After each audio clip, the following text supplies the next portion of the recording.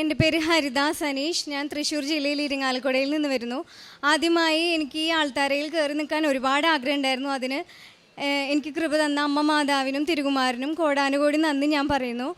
ഞാനിവിടെ ആദ്യമായിട്ട് വരുന്നത് 2023 നവംബർ 22-ാം തീയതിയാണ്. അതിനു മുമ്പ് എൻ്റെ ചേട്ടൻ്റെ അമ്മ വന്ന് ഇവിടെ ഉടമ്പടി എടുത്തതാണ്. ഞാൻ ചേട്ടന് വേണ്ടിയാണ് ഇവിടെ ഉടമ്പടി എടുക്കാൻ വന്നത്. ചേട്ടൻ ദുബായിൽ ഒരു കമ്പനിയിൽ വർക്ക് ചെയ്യുമായിരുന്നു. അവിടെ ഒരു കമ്പനിയുമായിട്ട് ഒരു കേസിൽ പെട്ടിട്ട് ജോലി നഷ്ടപ്പെട്ടു. ആ കേസ് ഒരു കുരുക്ക് പോലെയായിരുന്നു. പുതിയ ജോലിക്ക് കയറാൻ പറ്റാത്ത ഒരു കുരുക്കായിരുന്നു ആ കേസ്. അത് കാരണം വളരെയധികം ഞങ്ങൾ ബുദ്ധിമുട്ട് അനുഭവിച്ചു. 8 വർഷത്തോളമായിട്ട് അവിടെ ഇല്ലാണ്ടിരുന്ന ഒരു പൊതുമാപ്പ് ഈ സെപ്റ്റംബർ ഒക്ടോബർ മാസങ്ങളിൽ വന്നു. അത് വന്നപ്പോൾ ഞങ്ങൾക്ക് വലിയൊരു ആശ്വാസമായി. കാരണം അത്രയും നാളുണ്ടായിരുന്ന ഫൈനും എല്ലാ കേസും തള്ളിപ്പോയി ആൾക്ക് നാട്ടിലേക്ക് വരാം. അതെ അതെ, ഉടമ്പടി എടുത്തതിന് ശേഷമാണ് അങ്ങനെ ഒരു പൊതുമാപ്പ് അവിടെ നിലവിൽ വന്നത്. ഞാൻ ചേട്ടന് പ്രാർത്ഥനകളൊക്കെ ഞാൻ അയച്ചു കൊടുക്കാറുണ്ടായിരുന്നു. ആളത് കേൾക്കുമായിരുന്നു. അങ്ങനെ പൊതുമാപ്പ് വന്നപ്പോൾ വൈറ്റ് പാസ്പോർട്ട് എടുക്കാൻ വേണ്ടിയിട്ട് കേസ് തീർക്കാൻ വേണ്ടി ആൾ പോലീസ് സ്റ്റേഷനിൽ പോയപ്പോഴാണ് കമ്പനി ഒരു പൈസയുടെ കാര്യം പറഞ്ഞൊരു കള്ള കേസ് കൊടുത്തത് ആൾ അറിയണത്. അങ്ങനെ ആളെ പോലീസ് അറസ്റ്റ് ചെയ്തു.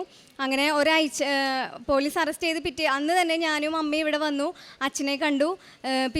ഒരാഴ്ചയ്ക്കുള്ളിൽ ആൾക്ക് ജയിലിൽ നിന്ന് പുറത്തിറങ്ങാൻ വേണ്ടി പറ്റി. അത് 3 മാസം, എല്ലാവരും പറഞ്ഞു 3 മാസമൊക്കെ കഴിഞ്ഞേ ഇറങ്ങാൻ പറ്റുള്ളൂ, ബാൻ ചെയ്യും, അവിടെ നിന്ന് അവർ ഡീപ്പോർട്ട് ചെയ്യും, പിന്നെ ആ രാജ്യത്ത് ജോലി ചെയ്യാൻ പറ്റില്ല, വേറെ വല്ല കൺട്രിയിലേക്ക് നോക്കേണ്ടി വരും എന്ന് പറഞ്ഞു. ഞങ്ങൾ ഒരുപാട് അധികം അത് കേട്ട് വിഷമിച്ചു. പക്ഷേ ഒരാഴ്ചക്കുള്ളിൽ തന്നെ ജയിലിൽ നിന്ന് പുറത്തിറങ്ങാൻ വേണ്ടി അമ്മ മാതാവ് അനുഗ്രഹിച്ചു. അതിനുശേഷം പോലീസ് പറഞ്ഞു കമ്പനിയായിട്ട് സോൾവ് ചെയ്ത് കോടതിയിൽ പോയി കേസ് ഫയൽ ചെയ്യാൻ വേണ്ടി പറഞ്ഞു. പൈസ ഇല്ലാത്ത കാരണം ഒരു വക്കീലിനെ വെച്ചോ കേസ് നടത്താനുള്ള സാമ്പത്തികം ഞങ്ങൾക്കില്ലായിരുന്നു. അതുകൊണ്ട് തന്നെ ചേട്ടൻ ഒറ്റയ്ക്കാണ് കോർട്ടിൽ പോയിട്ട്, തെളിവുകളൊന്നും നമ്മുടെ കയ്യിലുണ്ടായിരുന്നില്ല. അത് കാരണം വായോണ്ട് പറയുന്നതല്ലാതെ വേറെ ഒരു ഡോക്യുമെൻറ്റും നമ്മുടെ കയ്യിലുണ്ടായിരുന്നില്ല. പക്ഷേ എൻ്റെ വിധി വന്നപ്പോൾ അനുകൂല വിധിയാണ് ചേട്ടന് വന്നത്. പക്ഷെ അവരത് വീണ്ടും അപ്പീലിന് കൊടുത്തു. 3 വട്ടം വിധി വന്നപ്പോഴും അത് ചേട്ടന് അനുകൂലമായിട്ടാണ് വിധി വന്നത്. അതും മാതാവിൻ്റെ ദിവസമാണ് വന്നത്. ധ്യാനം കേട്ടുകൊണ്ടിരിക്കുമ്പോഴാണ് വിധി അനുകൂലമായിട്ട് വന്നു എന്ന് ചേട്ടൻ വിളിച്ചു പറയണേ. അത് മാതാവ് എഴുതിയ വിധിയാണെന്ന് ഞങ്ങൾ ഉറച്ചു വിശ്വസിക്കുന്നു. അന്ന് കോർട്ടിൽ പോണതിന് മുന്നേ ഞാൻ മാതാവിൻ്റെ അടുത്ത് കരഞ്ഞു പ്രാർത്ഥിക്കുമായിരുന്നു. കാരണം ഞങ്ങളുടെ കൃപയാൽ അത് ഒരിക്കലും അനുകൂലമാവില്ല. മാതാവ് തന്നെ അവിടെ പോയി കോർട്ടിൽ ജഡ്ജി ആയിരുന്നു അത് വിധി എഴുതണം, അല്ലാണ്ട് മനുഷ്യരായിരിക്കരുത് അത് വിധി എഴുതുന്നത് എന്ന് പറഞ്ഞ് പ്രാർത്ഥിക്കുമായിരുന്നു. അതിൻ്റെ ഫലമായി വിധി വന്നപ്പോൾ ചേട്ടൻ അനുകൂലമായിട്ട് വിധി വന്നു. വീണ്ടും അപ്പീലിന് പോയപ്പോൾ ടെൻഷൻ വന്നു. അപ്പം ഞാൻ പറഞ്ഞു അത് ഒരിക്കലും പേടിക്കുണ്ടാകും, കാരണം മാതാവ് എഴുതിയ വിധി ഒരിക്കലും മനുഷ്യർക്ക് മാറ്റി എഴുതാൻ സാധിക്കില്ല എന്ന് പറഞ്ഞു. 3 മാസം വീണ്ടും അത് 2 മാസം അംശി കഴിയാൻ 2 മാസം ഉണ്ടായിരുന്നുള്ളൂ. പക്ഷെ അപ്പീലിന് കൊടുത്ത കാരണം വീണ്ടും അത് നീണ്ടുപോയി. അപ്പോഴും ഞങ്ങൾ കരഞ്ഞു പ്രാർത്ഥിച്ചു, മാതാവ് ഈ 2 മാസത്തിനുള്ളിൽ ഇത് തീർന്നില്ലെങ്കിൽ വീണ്ടും ഫൈൻ അടയ്ക്കാൻ ഒരുപാട് പൈസ വരും, നാട്ടിലോട്ട് വരാൻ പറ്റില്ല. ദൈവഭാഗ്യം കൊണ്ട് അമ്മ മാതാവിൻ്റെ കൃപ കൊണ്ട് അത് 3 മാസം 2 മാസം എന്നുള്ളത് വീണ്ടും 2 മാസമായി കൂട്ടി ഡിസംബർ 31-ാം തീയതി വരെയാക്കി. ക്ലിയറൻസ് സർട്ടിഫിക്കറ്റ് കിട്ടി. വൈറ്റ് പാസ്പോർട്ട് എടുത്ത ആൾക്ക് ഡിസംബർ 31-ാം തീയതി എന്നെ നാട്ടിലോട്ട് വരാൻ സാധിച്ചു. അതാണ് എൻ്റെ ആദ്യത്തെ സാക്ഷ്യം. രണ്ടാമത്തെ സാക്ഷ്യം എന്ന് പറയുന്നത് ഞങ്ങളുടെ വീടിൻ്റെ ഒരു ലേലമായിരുന്നു. ചേട്ടന് ജോലി ഇല്ലാത്ത കാരണം പൈസ ഒന്നും അടയ്ക്കാൻ പറ്റാണ്ട് ജപ്തിയിലായിരുന്നു വീട് ജപ്തിയിലായി ലേലത്തിന് വന്നു. ഞാനും അമ്മ ഇവിടെ വന്ന് അച്ഛനെ കണ്ടു, പ്രാർത്ഥിച്ചു, കാശ് രൂപം തന്നു, വീട്ടിലത് കുഴിച്ചിട്ടു. 2 വർഷത്തോളമായിട്ട് 1 രൂപ പോലും ഞങ്ങൾ ആ വീടിന് വേണ്ടി ബാങ്കിൽ അടച്ചിട്ടില്ല. പക്ഷെ ഇപ്പോഴും ഞങ്ങൾ ആ വീട്ടിൽ ഒരു കുഴപ്പം കൂടാതെ താമസിക്കുന്നു. പിന്നെ ഒരു കാർ ലോൺ ഉണ്ടായിരുന്നു ഞങ്ങൾക്ക്, അത് എപ്പോഴും ബാങ്കുകാർ വരുമായിരുന്നു, എന്നും വീട്ടിലോട്ട് ബാങ്കുകാർ വരുമായിരുന്നു. ആ കാർ ലോൺ ഞങ്ങൾക്ക് തീർക്കാൻ സാധിച്ചു. ചെറിയൊരു ഒരു പൈസ മാത്രമേ ഇപ്പോൾ അതിന് അടയ്ക്കേണ്ടതുള്ളൂ. അങ്ങനെ ഒരുപാട് അനുഗ്രഹങ്ങൾ അമ്മ മാതാവും തിരുകുമാരനും കൂടെ ഞങ്ങൾക്ക് സാധിച്ചു തന്നു. പിന്നെ അമ്മ മാതാവിൻ്റെ അനുഗ്രഹം എന്ന് പറയുന്നത് എൻ്റെ മോൻ 5 വയസ്സേ ഉള്ളൂ. അവന് എന്നും ഞാൻ സാക്ഷ്യങ്ങളൊക്കെ കണ്ട് അമ്മ മാതാവിനെ കാണാൻ അവനും ഒരുപാട് വിശ്വാസവും ഇഷ്ടമാണ് അമ്മ മാതാവിനെ. എന്നും രാത്രി കിടക്കുമ്പോൾ പറയും, അമ്മ എൻ്റെ കൂടെ മാതാവ് വന്ന് കിടക്കുമോ, എനിക്ക് മാതാവിനെ കാണണം, ഈശോയും മാതാവിനെയും കാണണം എന്ന് എന്നും പറയുമായിരുന്നു. ഞാൻ പറയും മോൻ്റെ അടുത്ത് മാതാവ് വന്ന് കിടക്കും, മാതാവ് എന്നും മോൻ്റെ കൂടെ ഉണ്ടാവും, ഈശോയും കൂടി ഉണ്ടാവും എന്ന് പറയും. പിറ്റേ ദിവസം സ്കൂളിൽ പോകാൻ റെഡിയാകുമ്പോൾ അവൻ എൻ്റെ അടുത്ത് പറഞ്ഞു, കുറേ കാര്യങ്ങൾ ഇങ്ങനെ മാതാവിനെ കുറിച്ച് പറഞ്ഞുകൊണ്ടിരിക്കുന്നുണ്ടെങ്കിൽ അവൻ എൻ്റെ അടുത്ത് പറഞ്ഞു, അമ്മേ ഇന്നലെ രാത്രി മാതാവ് എൻ്റെ അടുത്ത് വന്നു, അപ്പം എനിക്ക് ഐസ് പോലെ തണുത്തു എന്ന് പറഞ്ഞു. ഞാനത് സാക്ഷ്യങ്ങളിലൊക്കെയാണ് കേട്ടത്, മാതാവിൻ്റെ സാന്നിധ്യം അറിയുമ്പോൾ നമുക്ക് ഐസ് പോലെ തണുക്കുമെന്ന്. അത് കേട്ടപ്പോൾ ഞാൻ അവൻ്റെ അടുത്ത് ചോദിച്ചു, എന്താ മോൻ പറഞ്ഞതെന്ന് ചോദിച്ചപ്പോൾ അവൻ പറഞ്ഞു, എനിക്ക് ഐസ് പോലെ തണുത്തു. ഉണ്ണീഷോ എൻ്റെ കൂടെ ഉണ്ടായിരുന്നു, ഉണ്ണീഷോയുടെ കൈ ഭയങ്കര സോഫ്റ്റാണ്, നാളെ എൻ്റെ അടുത്തേക്ക് വരാമെന്ന് പറഞ്ഞിട്ടുണ്ട്, നമുക്കൊരു കുഞ്ഞ് ബെഡൊക്കെ മേടിക്കണം, ഉണ്ണീഷോനൊക്കെ എടുത്താണെന്നൊക്കെ പറഞ്ഞു. പിന്നെ ഞാൻ ചോദിച്ചു പറഞ്ഞു, മാതാവിൻ്റെ ഒരു രൂപം എൻ്റെ റൂമിലുണ്ട്, ഇവിടുന്ന് വാങ്ങിയിട്ട് പോയതാണ്, ആ രൂപത്തിലേക്ക് ഉണ്ണീഷോ തിരിച്ചു പോയി എന്ന് പറഞ്ഞു, നാളെയും വരാമെന്ന് പറഞ്ഞു. അങ്ങനെ ഒരു അനുഗ്രഹം എൻ്റെ മോനുണ്ടായി. പിന്നെ എനിക്ക് മഴവില്ലിൻ്റെ സാന്നിധ്യത്തിൽ മാതാവ് അനുഗ്രഹം തന്നു. ഇതൊക്കെയാണ് എനിക്ക് കിട്ടിയ അനുഭവങ്ങൾ. പിന്നെ കാരുണ്യ പ്രവർത്തികളായിട്ട് ചെയ്യണം. ഇവിടുന്ന് പത്രം വാങ്ങിയിട്ട് പോകും. ഞാൻ പത്രം വാങ്ങിയിട്ട് പോകുമ്പോൾ അതിൽ ഞാൻ എല്ലാ പത്രത്തിലും ഞാൻ വചനം എഴുതി സ്റ്റാപ്ലർ ചെയ്ത് ഒട്ടിച്ചിട്ടാണ് എല്ലാവർക്കും പറഞ്ഞു കൊടുക്കാറ്. പിന്നെ പൊതിച്ചോറ് ഞാനും അമ്മയും ഉണ്ടാക്കി പൊതിച്ചോറ് കൊണ്ട് കൊടുക്കുമായിരുന്നു. അടുത്തൊരു ഒരു അഭയാഭവൻ ഉണ്ടായിരുന്നു, അവിടെ പോയി ശുശ്രൂഷ ചെയ്യുമായിരുന്നു ഞാൻ. പിന്നെ ആത്മീയ ജീവിതത്തിൽ ഞാൻ ഹിന്ദു ആണ്, പക്ഷേ ബൈബിൾ അരമണിക്കൂറിൽ കൂടുതൽ വായിക്കാൻ ശ്രമിക്കാറുണ്ട്. പിന്നെ ഇന്നും വചനം എഴുതി പ്രാർത്ഥിക്കും. മനുഷ്യരാൽ അസാധ്യമായത് ദൈവത്തിന് സാധ്യമാണ്, ലൂക്ക 18:27. എന്നും ഞാൻ ഡെയിലി വചനം 33 പ്രാവശ്യം എഴുതി പ്രാർത്ഥിക്കാറുണ്ട്. പിന്നെ കൂടുതൽ എൻ്റെ കയ്യിൽ ഇപ്പോൾ 1 രൂപ പോലെ ഉണ്ടെങ്കിലും അത് മറ്റുള്ളവർക്ക് ആവശ്യം വന്നാൽ അത് കൊടുക്കാനുള്ളൊരു മനസ്സ് എനിക്ക് വന്നു. എന്താവശ്യം ആര് ചോദിച്ചാൽ എൻ്റെ കയ്യിലുണ്ടെങ്കിൽ അത് കൊടുക്കാനുള്ളൊരു മാനസികാവസ്ഥ എനിക്ക് വന്നു. മറ്റുള്ളവരോട് സ്നേഹത്തിൽ ഇടപെടാനും പെരുമാറാനും കൂടുതലായിട്ട് ഒരു കൃപ എനിക്ക് ലഭിച്ചു. 1.5 വർഷമായിട്ട് നടന്നുകൊണ്ടിരുന്ന കേസാണ് ഇപ്പം ഈ 2 മാസം കൊണ്ട് അമ്മ മാതാവ് അനുഗ്രഹിച്ച് തീർന്നു കിട്ടിയത്. ഇത്രയും കഷ്ടപ്പെട്ട് അമ്മയും അച്ഛനും ഒരുപാട് കഷ്ടപ്പെട്ടിട്ടാണ് ചേട്ടന് ജോലി ചെയ്യാത്ത സമയത്ത് ഞങ്ങൾ നോക്കിക്കൊണ്ടിരുന്നത്.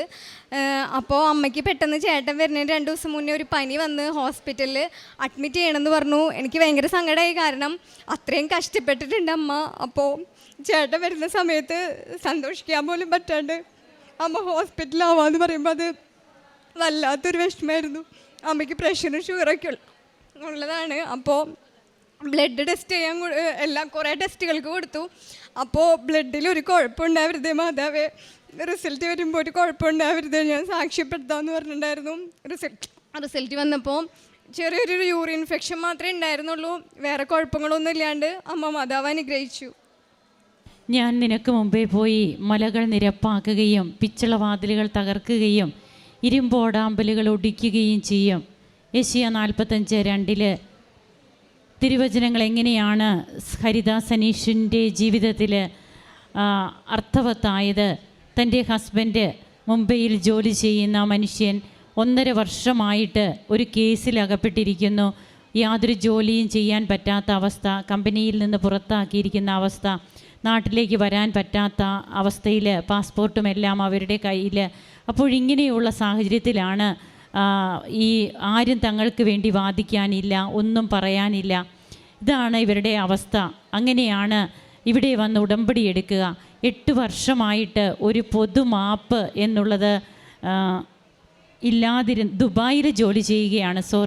അപ്പോൾ 8 വർഷമായിട്ട് അവിടെ ഒരു പൊതുമാപ്പ് അതുവരെയും നടന്നിട്ടില്ലാത്ത ഒരു സാഹചര്യത്തിൽ പിന്നീട് എങ്ങനെയാണ് ഉടമ്പടി എടുത്തതിന് ശേഷം പെട്ടെന്ന് തന്നെ 2 ആഴ്ചക്കുള്ളിൽ അവിടെ പൊതുമാപ്പ് എന്നുള്ള പ്രഖ്യാപനം ഉണ്ടാവുകയും ഈ മകന് അങ്ങനെ തനിക്ക് പുറത്തിറങ്ങാനായിട്ട്, അതായത് കമ്പനിയിലേക്ക് പോകാൻ പറ്റിയില്ലെങ്കിലും താൻ ആയിരുന്ന ആ റൂമിൽ നിന്ന് പുറത്തിറങ്ങാനും പിന്നീടാണ് ഈ മകൻ അറിയുക വീണ്ടും താൻ ഒരു കുരുക്കിലും കൂടിയാണ്, അതായത് പാസ്പോർട്ടും ഇതെല്ലാം അവരുടെ കയ്യിലാണെന്ന്. അങ്ങനെ വീണ്ടും ജയിലിലാവുകയാണ്. 3 മാസത്തോളം ജയിൽ ശിക്ഷ അനുഭവിക്കേണ്ട സാഹചര്യം വരുന്നു. താൻ അറിയാത്ത കുറ്റത്തിന്, താൻ ചെയ്യാത്ത കുറ്റത്തിന്. എന്നാൽ അത് 1 ആഴ്ചയ്ക്കുള്ളിൽ തന്നെ എങ്ങനെ ഈ മകന് പുറത്തിറങ്ങാൻ സാധിച്ചു? ഉടമ്പടി ദൈവാനുഭവ ആരാധനയൊക്കെ ആ മകൻ കൂടുന്നുണ്ടായിരുന്നു. സാക്ഷ്യങ്ങൾ ഈ മകൾ അയച്ചു കൊടുക്കുമായിരുന്നു. പ്രത്യക്ഷീകരണ പ്രാർത്ഥന ചൊല്ലിക്കൊണ്ടിരുന്നു. അങ്ങനെ 1 ആഴ്ചയ്ക്കുള്ളിൽ പുറത്തു വരുവാനും എല്ലാ ക്ലിയറൻസും അതെല്ലാം നടത്തി ഇന്ന് ഡിസംബറിൽ തന്നെ ഈ മകന് നാട്ടിൽ തിരിച്ചു വരുവാൻ സാധിച്ചു. അപ്പോൾ നമുക്ക് വേണ്ടി മധ്യസ്ഥം വഹിക്കുന്ന, അത് കോർട്ടിലായാലും അതുപോലെ എവിടെയാണെങ്കിലും അമ്മ മാതാവ് നമുക്ക് വേണ്ടി മുമ്പേ നടന്ന് എല്ലാ കാര്യങ്ങളും ചെയ്യുകയാണ്. എങ്ങനെയാണ് തൻ്റെ മകന്, ആ കുഞ്ഞിന് എത്ര വയസ്സുണ്ടെന്ന് നമുക്ക് കാണുമ്പോൾ അറിയാം. ആ കുഞ്ഞിന് ദൈവാനുഭവമായിട്ട് അമ്മ കൂടെ വരുന്നു, അമ്മ എൻ്റെ കൂടെ വന്നു, ഉണ്ണീശോയെ എനിക്ക് തന്നു, ഇനിയും വരുമെന്ന് പറഞ്ഞ് ഉണ്ണീശോ പോയി.